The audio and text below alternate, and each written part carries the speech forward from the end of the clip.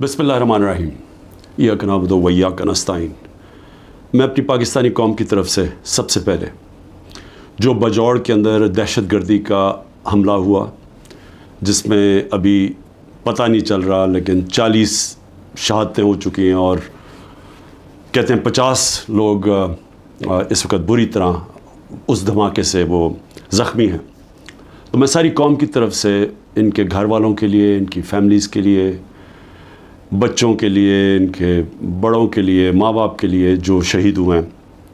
हम सब आपके लिए दुआ करते हैं कि अल्लाह आपको हिम्मत दे, ताकत दे, सब्र दे इस मुश्किल वक्त से गुज़रने का, और सारी कौम आपके साथ है। इसके साथ मैं अपनी गवर्नमेंट को जो पैगाम देना चाहता हूँ वो बड़ा आसान है, सिंपल है। पैगाम ये है कि जब सारी आपकी resources, intelligence agencies, security forces, उनका सिर्फ़ एक ही मकसद हो कि मुल्क की सबसे बड़ी जमात उसको किसी ना किसी तरह ख़त्म किया जाए, हर किस्म के उनके ऊपर केसेस किए जाएं, उनको जेलों में डाला जाए, उनके घरों के ऊपर हमले किए जाएं, उनके लिए उनके रिश्तेदारों का पता चलवाओ, उनकी बिजनेसेस बंद करो और किसी ना किसी तरह इनको ख़त्म करो। जब एक हुकूमत का सारी तवज्जो इधर आ जाती है तो वो कैसे,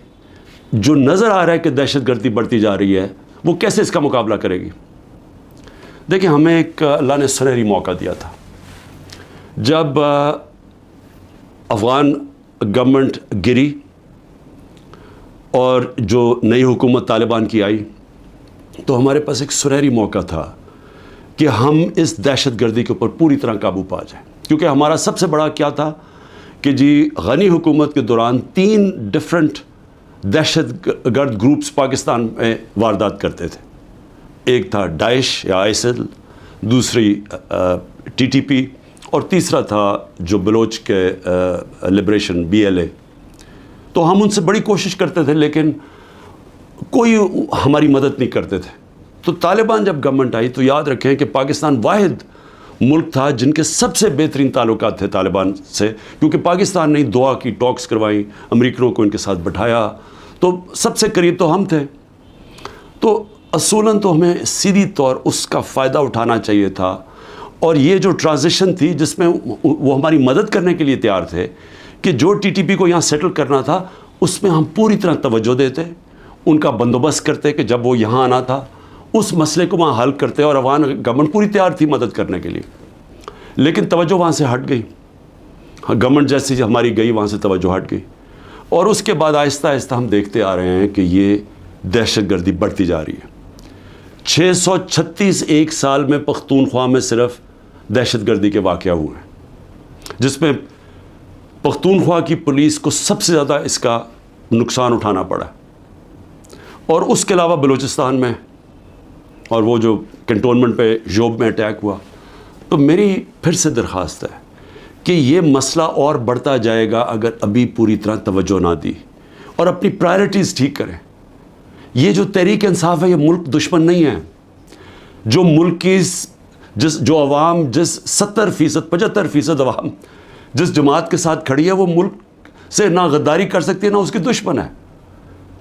तो उसके ऊपर पूरी तवज्जो दे के और यहाँ नज़रअंदाज करना कि जो एक मसला बढ़ता जा रहा है, तो मैं समझता हूँ कि इससे ज़्यादा जुल्म मुल्क से नहीं हो सकता। आगे माशी तौर पे हमारे हालात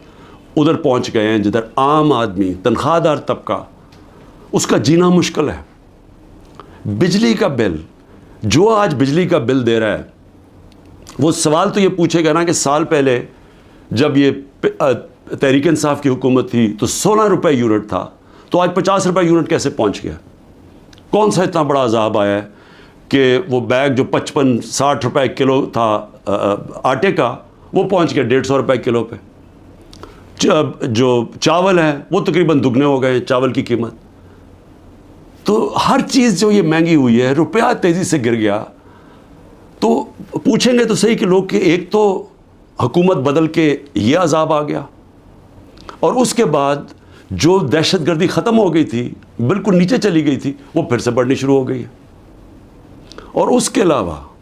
کسی کو یہی نہیں پتا کہ اب ملک جا کدھر رہا ہے، نہ کوئی قانون ہے، نہ ملک کی کوئی آئین کی کسی کو پرواہ ہے، عدالتوں کے اوپر علیحدہ پریشر ڈالا ہوا ہے، صرف اور صرف ایک چیز سامنے ہے، کس طرح ملک کی سب سے بڑی جماعت کو ختم کیا جائے۔ اور کون ختم کرنا چاہتے ہیں؟ 30 سال سے یہ حکومت کر رہے ہیں ملک کے اوپر، 30 سال سے ملک پہ حکومت کر رہے ہیں، ایک دوسرے کو جو کہتے تھے کرپٹ ہیں، چور ہیں، منی لانڈرز ہیں، دونوں کو کہتے تھے ایک دوسرے کے خلاف کیسز بنائے، کیسز ثابت بھی ہوئے، ملک سے باہر بھی بھاگ جاتے تھے، اور وہ آج اکٹھے مل کے کوششیں کر رہے ہیں کہ اسٹیبلشمنٹ کے کندھے پہ چڑھ کے کیسے ملک کی سب سے بڑی جماعت کو ختم کریں، اور اس کے اندر ہمارا ملک تیزی سے نیچے جا رہا ہے، مایوسی بڑھتی جا رہی ہے۔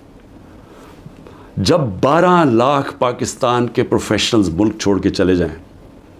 یہ پیسے سے زیادہ، یہ جو ہمارا ڈالر باہر نکلا ہے، کیونکہ یہ اپنے ڈالرز بھی لے کے گئے ہوں گے نا،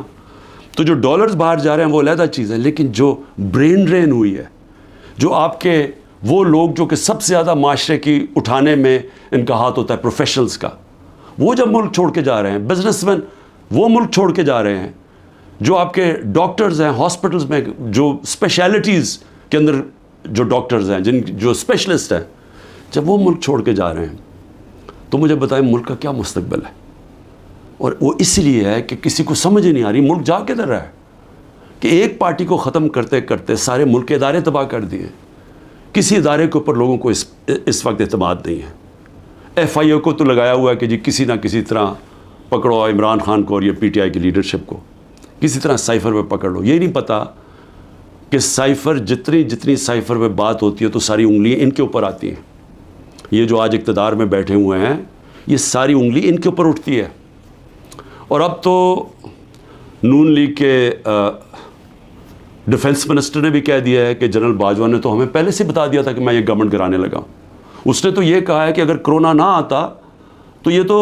1 سال کے اندر گورنمنٹ گر گئی تھی ہماری، اور پنجاب تو وہ پہلے گرانا چاہتے تھے، اس کے بعد کہتے تھے تم سینٹر بھی لے لو۔ یہ نہیں کہ اس نے ڈیفنس منسٹر نے یہ جو بات کی ہے، ہمیں تو یہ پتہ ہی تھا کہ یہ ہو کیا رہا ہے، سازش ہوئی ہے، میں تو کہتا جا رہا تھا، اور سازش ڈیلے ہو گئی 2 سال۔ اگر کرونا کے نہ آتے تو وہ بھی کہتا ہے کہ گورنمنٹ پہلے چلی جانی تھی۔ تو ہمیں تو یہ پتہ تھا کہ سازش ہوئی ہے، لیکن یہ بھی ایک اور سوال اب اٹھتا ہے کہ کیسے کوئی آدمی جو گریڈ 22 کا ایک آفیسر ہے، کیسے وہ کس فورم پہ فیصلہ کرتا ہے کہ کون سی حکومت رہنی چاہیے، کون سی جانی چاہیے؟ کیا بند کمرے میں اتنا بڑا فیصلہ ہونا چاہیے جس کی اتنی بڑی قیمت قوم ادا کر رہی ہے؟ آج جدھر ہم پہنچ گئے ہیں، آج جو پاکستان کے حالات ہیں، اندر سے لوگ باہر جا رہے ہیں اور باہر سے لوگ پاکستان کو پاکستان دیکھ رہے ہیں۔ تو جب اس طرح کے حالات ہوں، کیا ملک کو صرف یہی کام کرنا چاہیے کہ کسی نہ کسی طرح جو عوام کی آواز بند کی جائے؟ پہلے الیکشن اناؤنس ہوئے 14 مئی کو، پنجاب کے الیکشنز کانسٹیٹیوشن کے مطابق، سپریم کورٹ آرڈر کرتا ہے، گورنمنٹ مانتی نہیں ہے۔ اسی وقت مجھے ویسے افسوس سے کہنا پڑتا ہے کہ سپریم کورٹ کو اس وقت اپنی ریٹ قائم کرنی چاہیے تھی۔ ہمیں افسوس ہے کہ انہوں نے اس حکومت کو آئین کو توڑنے کی اجازت دے دی۔ جب آپ نے ان کو کوئی ایکشن ہی نہیں لیا تو اس کا مطلب گورنمنٹ اور تو چوڑی ہو گئی۔ اب تو کھل کے کہہ رہی ہے کہ اگر سپریم کورٹ فیصلہ بھی کرتا ہے ملٹری کورٹس پہ ہم مانیں گے نہیں، کیونکہ اب تو ان کے لیے تو پاکستان اب جو طاقتور بیٹھا ہوا ہے وہ فیصلہ کرے گا آئین کا کون سی شک ماننی ہے کون سی نہیں ماننی۔ تو میں صرف اس کا یہ آگے بڑھنے سے پہلے یہ جو جنرل باجوہ کی باتیں آپ سامنے آ رہی ہیں، کئی ایسی باتیں ہیں جو میں اس لیے نہیں کرتا، میں اپنے اداروں کو نقصان نہیں پہنچانا چاہتا، لیکن جو جس طرح انہوں نے ایک سازش کر کے گورنمنٹ گرائی اور کیسے وہ ملے ہوئے تھے دوسروں کے ساتھ، یہ جو پی ڈی ایم کے لوگوں کے ساتھ کیسے ان کے رابطے تھے، اور کیسے انہوں نے جو سب سے بڑا ظلم کیا کہ احتساب کا عمل ختم کیا۔ احتساب یاد رکھیں کہ جو کرپشن کیسز تھے، میں بار بار کہتا ہوں 95% ہمارے